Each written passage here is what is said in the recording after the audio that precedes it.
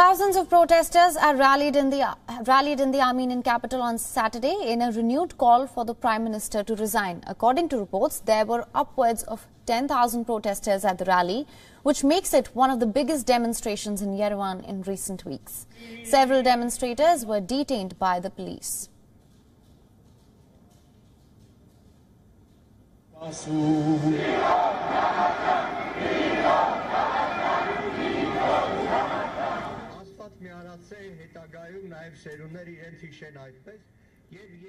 Protesters are demanding Prime Minister Nikol Pashinyan to resign over the peace agreement with Azerbaijan. The protesters chanted "Nikol the traitor" and "Armenia without Nikol" and waved the flags of Armenia and Karabakh. Pashinyan announced a ceasefire, ending weeks of war over the disputed region of Nagorno-Karabakh that left thousands dead. Under the deal, Armenia agreed to give up several districts that had long been controlled by Armenians. The decision sparked anger in Armenia, where demonstrators have since staged near-daily demonstrations. The Prime Minister has called the move a disaster, but has said that he had no choice but to sign it. Pashinyan also said that he had no plans to resign. He has said that his government's priority is returning Armenia's prisoners of war and the bodies of those who died in the fighting. The ceasefire signed by Armenia, Azerbaijan and Russia in November ended the worst fighting in the region in decades and has been celebrated as a victory in neighboring Azerbaijan. Some 2,000 Russian peacekeeping troops are now being deployed to the region.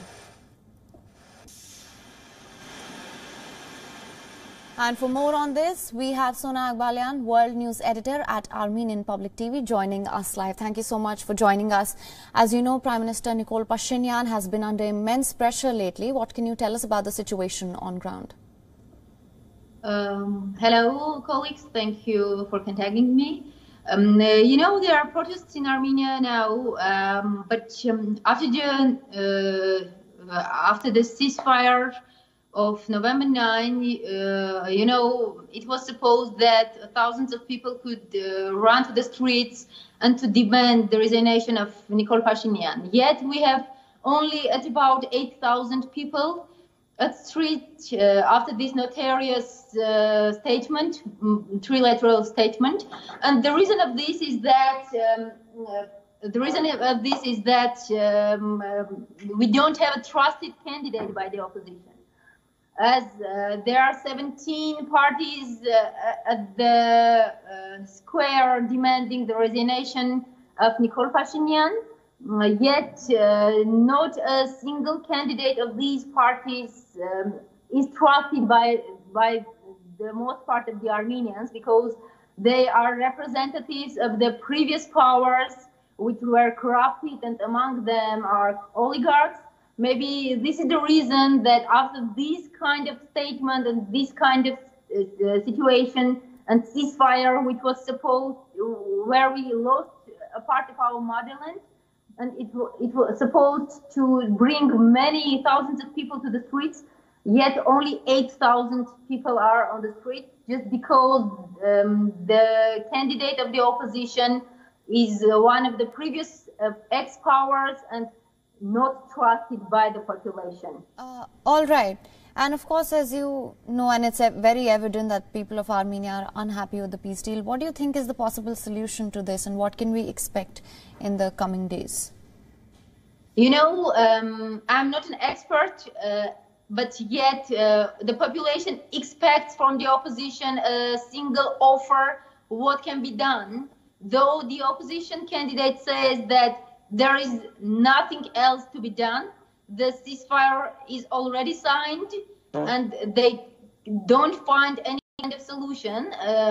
They tell us that they are not going to change anything, because nothing can be changed anymore. But as well, they are not going to reconcile it either.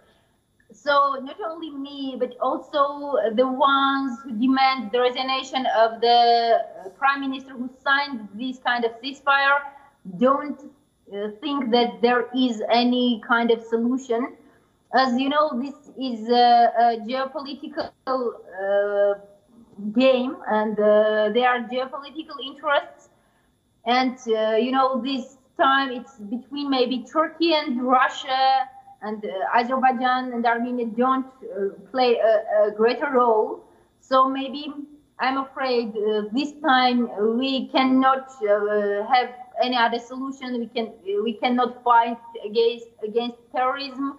Okay. And as you know, mercenaries came from Syria and Turkey paid them. All right. And you know, it's really hard to fight alone against terrorism.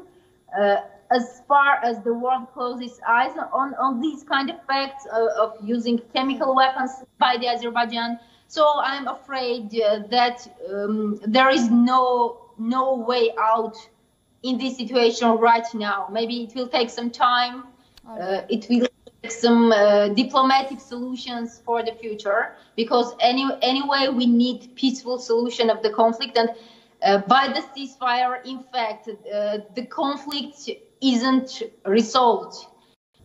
So we still need peace process under Minsk group code. All right, Zona Akbalyan, thank you so much for joining us.